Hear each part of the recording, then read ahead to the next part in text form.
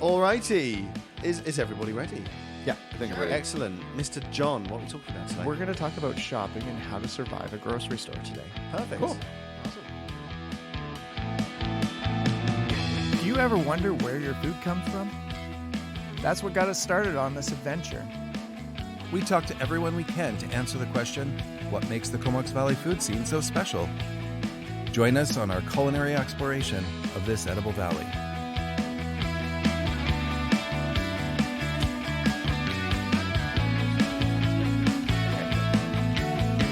And welcome to the Edible Valley podcast. My name is William Stringer. I'm the producer. And I am Chef Jonathan Fraser. And I am Darren Howlett, your co-host. And I'm very happy to say we have a wonderful guest here today. It is Austin Diot Turner. Awesome, you nailed it. Yeah!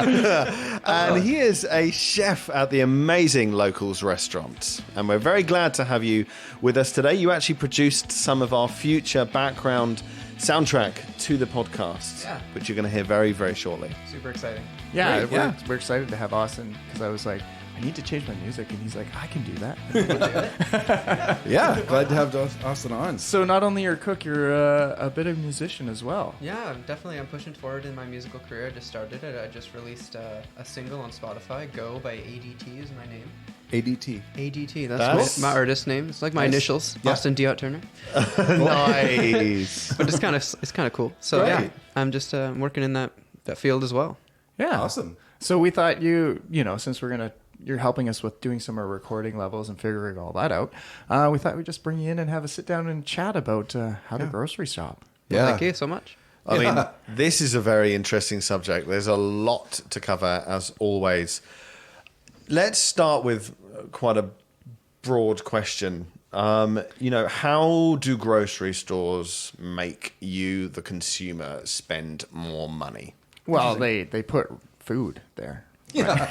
Yeah. More money. I guess aside from like the basic, aside from you going in and picking up your essentials, like anything beyond that, sure. I mean, obviously there's marketing, and I think that some pretty common practices would be the bulk sizing or the extra sizing, or things like, I don't want to say names because we don't like to say names, but like the big surplus stores, sort of, you buy in surplus volumes. Right. I think that's probably one of the things is, I think that's where you find that grocery stores really target on making some profit there, is through getting you to buy more than you actually need. I think at least that's one of the ways. John, do you have any idea? Well, it's definitely, there's lots of little tricks and stuff like that, and trying to get your way through. And yeah, I was like kind of wondering how you guys doing your shopping that you've been doing lately get through to the store. Yeah, well, because there's so many things that are sitting there that are catching your eyes as you're going through. I guess Yeah. it's easy that you guys have a list. Yeah, we have a list, a very specific, or I do. I have a very specific list of what I'm picking up for people. So it's pretty easy for me to not deviate. But yeah, you're right. Like the way that, I mean, there's all the old tricks of marketing, and I shouldn't say, when I say tricks, I'm not meaning like from a devious, I just mean your general rules of marketing. You have bright displays, you have bright packaging, you use lots of key phrasing like new, improved, healthy, blah, blah, blah. Like anything that's going to get you to give it a second glance. Best seller. Yeah, exactly. Organic. Yeah, that's a new word now, for sure. Any of the hot words, like and we go through new ones every about 10 years. No GMOs. Right. So I've got one that I've noticed works for me in terms of increasing my consumption. And that's when you have just a random tray of stuff. Yeah. Like in the case of one store I went to recently, naan chips. Right. So kind of pita chips, but with naan. And they were sour cream and onion flavored, absolutely delicious. And they were just randomly in the store, and they weren't even on offer. They were $4.50. They were not cheap, but they looked delicious. And because it was naan, I convinced myself that's cultural and it will be an experience. And I chowed down on them in the car before I even got home. Right. And so that's one way of doing it. Just separating stuff, the end of the aisles, by the checkouts, in a separate part of the store. Those impulse buys. Yeah, I bought these delicious Nutella packs where you have the little bread sticks and you dip into the Nutella. I was like, how did that end up? I never would have gone looking for them. It's the separation. Yeah, exactly. In that regard, I think Nutella was. We're talking about products now, but I think Nutella probably just said people love our stuff, and when they get the urge to eat it, they want to eat it now. So how do we give them a vessel where they can buy the product and not open the jar and dip the finger in? They're like, let's give them a product they can eat at that moment. Yeah, right. And that falls into that whole impulse buy thing. Well, and that because you look ridiculous at the till when you've got your hand in the bucket, shoveling it into your face. Yeah, yeah, for sure. I think the other thing too that something that I wouldn't say struggling with, but reminding myself of, as everybody knows, is because we've talked about it before. I am trying to lose a bit of weight. I'm a little heavier than I like to be, and one of the things that I find is this isn't something I found. This is something I heard from other people, and I find it to be true though. If you skirt the store and stay away from the center, you're going to find a lot less, like a lot of the junk foods, the prepared foods, the shelf-stable foods that don't necessarily always have a lot of healthy value. I mean, there's still canned goods there that are, but if you can stay away from there, if you can do 85-90% of your grocery shopping around the round, which is, generally speaking, you start at a produce department and then you get to the back of the store where you have your seafoods, your meats, then you have your bakery and your dairy case. If you can do 90% of your shopping in there, you're already giving yourself a huge advantage. Well, that's because you're going in for your staples, right? Right. That's it. Like you're going, I need to get some butter. I need to get some milk. I need to get some, That's where all the refrigerators are, right on the edge. Yeah, all exactly. on the outside. Yeah. I'd almost agree with that as a blanket statement. Like the more you're buying things that are, generally speaking, the more you're sticking to the refrigerated items versus, your boxes of crackers and chips and what have you. You're at least erring on the side of the right. You're finding a little bit healthier, a little bit better for you. But then that's my burden. Like that when I go into a grocery store right now, I'm not worried about being marketed to. I'm worried about, can I stay away from going back to old habits? right. I want to make sure that I'm staying. I know that I'm a good cook. I know that I can make great things out of solely ingredients that are in that circumference. Well, this goes to me. I'm a disaster when I walk into a grocery store. Yeah, so this is interesting. So from the point of John and Austin, I'll start with you, John. As someone who knows about food, are you as susceptible to these marketing techniques? What is your bugbear when you go into the supermarket? I get angry because I know the prices of what they're buying it for and what they're turning around to sell it to you for. So sometimes I'm like I see little tricks, like you see like seafood when they're selling. There was one ad in a paper and they were like, it was $8.95 for 100 grams of salmon, and Wow. I was like, I pay $8.95 for a pound of salmon. Yeah. Yeah. So I mean, those are For those not paying attention, taking that's those moments to have your calculator with you, so you could be like, and that's what I love is actually read the tags now as you go through, and each one of those actually says there is written in there all the information you need is there, because I'll put like $5 for a bag of something, but you look down and you're like, oh, that's for, that's $1 something for 100 and knowing grams. Conversions, that's the other thing. 454 grams is a pound. So like knowing that right there is going to let you know, you're going to be more informed when you're making those shopping, when you're reading that flyer or, sorry, we just lost a camera. I'm going to get up. Okay. Let's just fly by the seat of our pants. We'll get down to continue that. So, Austin, are there any things that you have when you're in a supermarket that catch you out, maybe? Catch me out. I would say it's like what we talked about. I find for me personally, the most helpful thing when I'm going into a supermarket, I found my partner has helped me a lot with this too. We both kind of found this solution, is to make a list, but also like learn the supermarket enough to make a list in the order of what you're going to be getting. So you can kind of just go exactly for what you need and not have to look at anything else. Okay. So you can just kind of go sequentially. And, it takes a lot of impulse control for sure. But I think that's helped at least because I definitely get impulsive with certain things. I see something and it's just the big text and the colors and it's like, okay, yep. Put the old horse blinders on there and just go straight through the aisles. Yeah. See, that's my problem is when I get in there and watch Darren fall in his chair. I'm always like, I start thinking. So that's the problem. So then I'm like, oh, I could take this and this and this and make this. Yeah. And then I'm like, that's a lot of work. And then I pick up something. I'm like, someone's going to see me with this in my cart. So I put it back. So I'm going through and I'm constantly trying to figure out. And I never create a list, which is weird when I shop for a restaurant. I'm a list guy. I'm the opposite now. So because I have the small catering business and because because the grocery shopping side hobby that I have too, I've found that I'm in a grocery store at least 3 times a day, and they're usually different. But now, when I've started grocery shopping, I don't know how to put it. If you go grocery shopping and you're only going once a week, you might be willing to be a little more casual. You might be willing to take your time, see what's going on.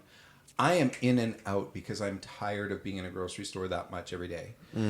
So what I've found is I've started making a food plan, which is based on, my kids' needs, my needs, what have you. But it takes me 15 minutes. I write out every meal we're going to eat that week. And I know that sounds, a lot of work. A lot of people wouldn't maybe, but this is what works for me. I just like, I can do this and this and this. Oh, I'm going to have extra of this in the house. So I might as well put that to use. Oh, there'll be extra of this. I'll put that to use.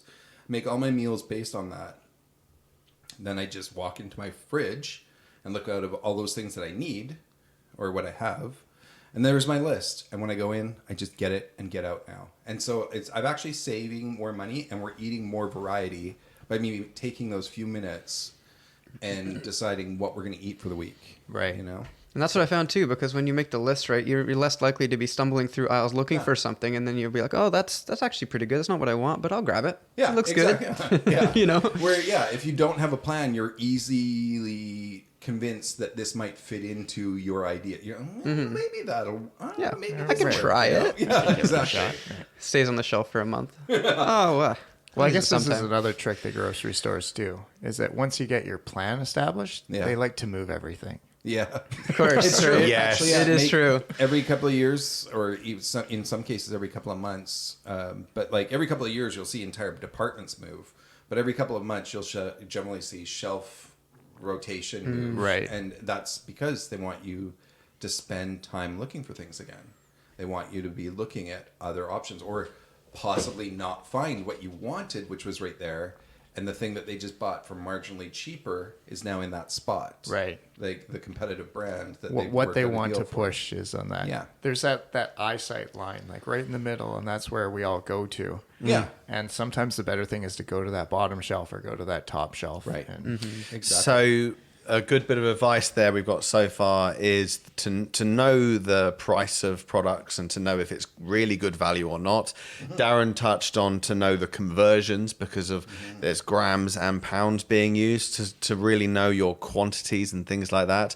But also to prepare, to have a list, and to a certain extent to keep your head down and stick to that. And even when it moves, to find your new thing and continue. So one thing I do is I make sure I only go once a week. Yeah. And then if I do have to go in for milk, back to the above, keep your head down, only go in with that and things like that. How did I come out with 4 bags of chips and a tub of ice cream? I've actually found quite helpful for me for that is and that's not necessarily why I'm doing it, but if it's only 1 item or 2 items, I now send my kids in because my kids are old enough that they're confident. But it also gives them confidence of being able to go in, pick up an item, come out. They don't have that. Oh, I came out with 4 chocolate bars too, Dad. That, they don't have that allowance or that ability. They've been given a task of going in and picking must up have that. really good kids. Yeah, I do have really good kids. Because I know some kids that would be like, 6 chocolate bars. I'm pretty sure that was on the list. Yeah. I don't know how they showed up in the cart. Yeah. So, another interesting way is, have you ever wondered why, when you're going through a checkout, all the chocolate is really, really low down? Right. When we know that the stuff they want to sell with the greatest margins are eye level, why for a checkout is the chocolate practically on the ground? Yeah. the Can kids, anyone man. make a guess? Yeah, it's the definitely for kids. kids. Absolutely. What So are your the thoughts? The kids turn to mom or dad and say, "Oh, can we get this?" While you're stuck there waiting while your item's going through, right? That was my daughter when we go shopping. She's like, Where'd you "Can even I get that?" Can I have this? No. Can I have this? No. Yeah. Can I have this? No. I made Papa, you really like to say no. Yes. I made a rule for my kids when they were very young that we don't touch food that we don't intend on buying. That's not right for other people. And so my kids, that stopped being part of the conversation. They stopped Right. asking because they couldn't pick it up and show me. Right. So they would just say, "Can we get a treat?" Like, Just the pointing. yeah.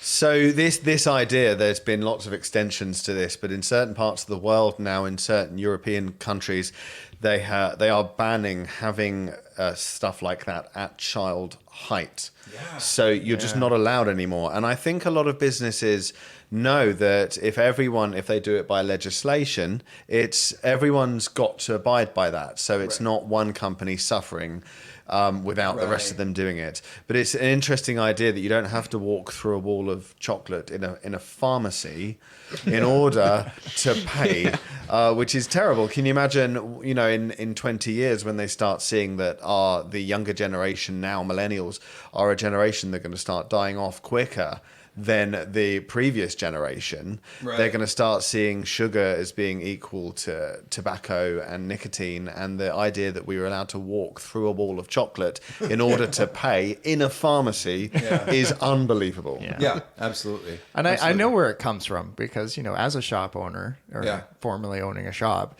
it was those little items at the till that sort of got you by. Yeah, Especially, really? because it's like, and that's where people would, because I had an ice cream shop, people come in for a scoop of ice cream, and then they get to the thing and they'd be like, and I'd have some fresh cookies or muffins and stuff out there. Or we'd have our house-made marshmallows and meringues, and all of a sudden they're like grabbing those things as they're going through. And it was a good chunk of revenue to keep us afloat. Yeah, absolutely. So I understand where it comes from. Yeah, did you find it a much easier sell for those products if you put them in that specific location? Easy. Yeah. We would put them behind the till. No one would touch them. We put them out on the counter. All of a sudden, they're gone. So Really? Yeah, somebody's not coming in to buy. Like, let's take the marshmallows for example. Nobody's going out of their way to come into your shop to buy those marshmallows. No. But when you Well, put I them, did. Yeah, but when you put them right there, then it becomes something they consider. So now you're selling. Now you're starting to sell that product that you're making. So like, yeah, it was good. So it was good for us to introduce product. right. And Just it's- like you don't go to a big grocery store to buy a chocolate bar if the only thing you're going in is buying is a chocolate bar. You'd probably hit a corner store or a gas station or somewhere where it's an in-out situation. But that's why the grocery stores have put all their chocolate bars up at the front, because that's pretty much the only place they're going to sell them. Yeah. Well, and here's the thing: is it also helps you, as when you're going in shopping, not going in hungry. Yeah. Absolutely. That's my biggest mistake always. Absolutely. I 'Cause you get to the till. I remember reading a stat somewhere where they, did this extensive survey and they found that people generally spent 20 to 25% more if they went into grocery shopping hungry. And like, I absolutely understand. There are times when I come back and I am hangry and I'm looking through and I'm like, why did I buy this? Why did I buy this? Because at the moment I was hungry and I was just throwing extra stuff in the cart. Yeah, it turns off your filter for what's good and not good to buy, and then you buy all this junk food too, and it's just like, I don't want that. I've got a tip. Yeah. Okay. Please. Go into the supermarket if you're hungry and buy the hard-boiled eggs. Oh yeah. Eat a couple of those bad boys, usually $1.29. Yeah. For 2 eggs. Yeah. I call them hunger killers. Yeah. Eat them, your hunger's gone for the time that you're in the supermarket. Yeah, absolutely. And it's I'm protein. shocked right now. Yeah. I had no idea there was hard boiled Yeah, that's eggs. a thing. Yeah. Oh yeah, they're there. I agree, yeah. I agree. Probably a couple of years ago. A couple of years ago, I found those too. But generally, in the pre-made sandwich place or department, or where you'll get a salad that's made in There's hard boiled eggs. Hard boiled eggs. Yep. I know, I agree. But I thought about it later, and I was like, for somebody that's stopping in to grab a lunch, I would much rather have that than my option to fill out my lunch being a chocolate bar or a bag of You've chips. just changed my life. And actually, But yeah, I agree. If you're hungry and you're about to go shopping, getting some quick protein in you, that's something that's as innocuous as an egg. You know what I mean? I think that's a great idea. And you know what I think gets a lot of people too with them getting more money out of people is the like pre-made meals that are actually really easy to make yourself, like salads and stuff or parfaits. It's like so cheap to make yourself, but they charge like $6 for a little salad. Really quickly, yesterday I did an order for somebody. I picked up someone's groceries. And I'm not outing anyone or any companies here. But that person had me pick up 15 frozen individual pasta dishes, and I was looking at it and I'm like, they were at $2.75 a piece, I want to say. So at something that was like, I don't even remember what it was. I think I calculated at $40 in my head, quick math. Right. I was like, I can make all of this at home for under $6. Like I could do all of that volume for this pasta dish. But it's 2 minutes in the microwave. Yeah. easy. You don't have a pot to clean up. I know why those are out there. Convenience. But it's... Can I have... I'm going to do the ultimate sin and go massively off topic for a second. Yeah, because we were talking, I think, on the last show about shopping deliveries. And I had the most amazing thing happen to me the other day. So my other half, Eva, she goes to bed. She's a vet nurse. She goes to bed really, really early. And she's be on the road really, really early. Right. And I've started taking to sneaking out and doing some shopping. Right. Like for other people in exchange for money. Making a couple of bucks. Indeed. Now, I'm never going to do this again because of what happened the other day. So I did the shop. Yeah. Okay. I delivered the groceries. Firstly, it's dark, so you can't see where you're delivering to. You can't see the number of the house. Right. I let's just say I was looking for 135. I looked at the next house. I could see it said 137. So I was like, this must be 135. No, it was 139. Oh no. Okay, so I just dumped all the stuff on the doorstep, took a photo, and left. Half an hour later, the shopping app called me and said to me, "Where's all the stuff?" The customer said that they got a notification through that just arrived, had not arrived. So I said, "Right, I will be right back." Yeah. It was late at night. The delivery was happening, gone 11:15. Wow. The house looked empty. So I was like, it'll still be there. Got there, not there. No. Not there. Nothing there. Knocked on the door of the actual customer. No answer. It's like, I'm now just knocking on people's doors at 11:30. So eventually I thought, well, I'm going to knock on the not customer where it actually went because they can't make a complaint. Right. Can they? So I knocked on it. Eventually, a lady answered the door. Long story short, eating it. Everything. Imagine... You open the door at 11 o'clock at night and there's, a couple of $100 worth of groceries. All right. She'd already hit the bagels, the granola bars, and the apples. Oh my! What sort of mentality is that in the trough? Quickly, granola! Eat it before it comes back! Wow. Without even seemingly questioning anything. And so I said, and she was a lovely lady. I want to point this out. No issues with, I mean, I do have a slight issue with their motives, but okay, fair enough. Each to their own. And I had to pay dearly for this, but she was like, oh, absolutely. Yeah, it's all there. And I knew it wasn't all there. I could see it wasn't all there. So I said, oh, can I have, the rest, the other, 3/4 of it? And she went, and she said, okay. And went upstairs and obviously opened packets. And then the other customer, the actual customer, rightfully was like, this has all been opened. Yeah. And who would want that? Yeah, of course. Exactly. So anyway, very interesting. But there we go. I wonder what this lady's like in a supermarket. Maybe not like that if she has to pay. Now, back to the topic. I want to round off by saying, does anyone think that the time you go to the supermarket, on the topic of late night shopping, can help? Yeah, absolutely. Oh, definitely. Actually, when COVID first hit, I completely converted my shopping to half an hour before they close. I find that they're almost empty. Every place is almost empty. And now I'm the opposite. Now I'm there pretty much when they open. Did you find that the stock was any different? Like you were finding things out? I would maybe 1 out of 10 items I wouldn't get, but the fact that I didn't have to deal with people, like the place was empty, was worth it for me. That's awesome. I could follow up and come back the next day. I just like the character of people at different times. Yeah. Like it's really interesting. Like just a people watch to go in there. Like you'll notice that like. I find that during both the midday, like so your lunch and your dinner, very stressful people, very stressed out, very rushed, very nobody. It's a chaotic environment. Yeah. First in the morning, old men. Yeah. Well, I like first in the morning because I'd hate to sound pessimistic. You're an old man. No, I find that everybody that's working there and that's in there is positive and a spring in their step and everybody's happy. No one's yelled at them yet. Ground them down yet. Right? Like they're excited. Everybody's jovial and it's a much nicer environment. And then as the day goes on, as in some stores, I'm in there 4 or 5 times a day.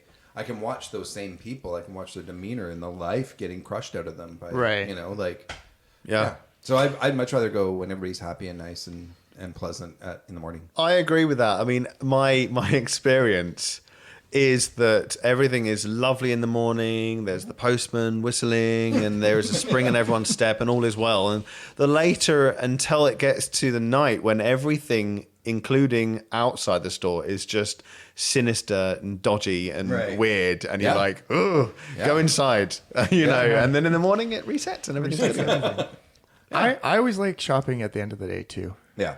Because you can just go through and you get those last minute deals. Well, as we said, don't shop hungry. So it's good. Yeah, absolutely. Go after dinner. Go after dinner. Well, yeah. So let's round off by saying, what is your number one tip to survive the grocery store? Let's go with that. Sure. My number one tip for my own purposes is circumference. Get everything in the circumference of the store, and then worry about some of the stuff in the middle of the store. Like that's not important. That's your go around the outside. Yeah. Nice. Austin. For me, it's honestly just making a list and sticking to it as best as I can. Okay. And just trying to, plan it accordingly. Head down. Make it in order. Yeah. Go in there happy. Yeah.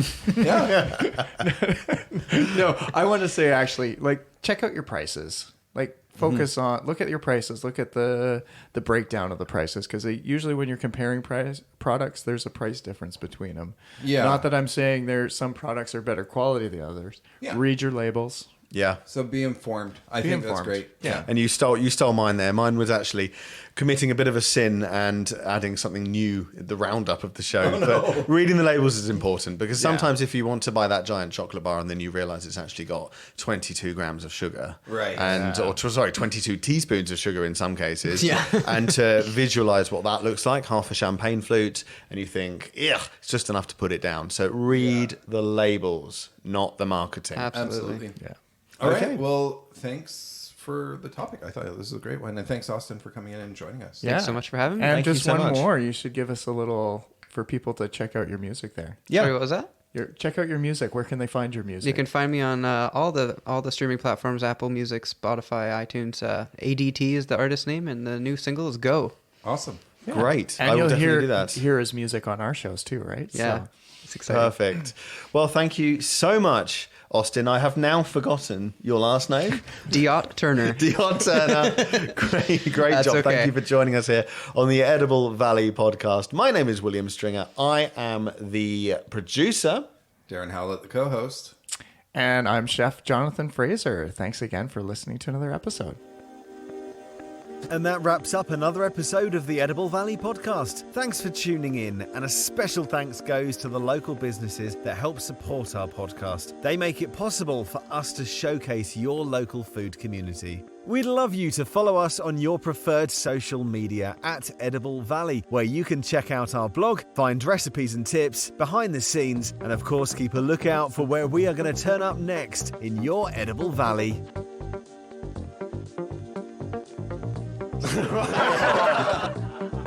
Sorry, what was the last name? Not Turner. Yeah, who's introducing? You. I knew it. I'd already. I'm used to being me, so I'm just like, You worry about you, my son. Yeah, okay.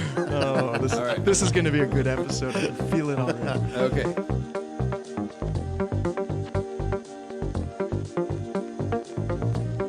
And this has been an Edible Valley.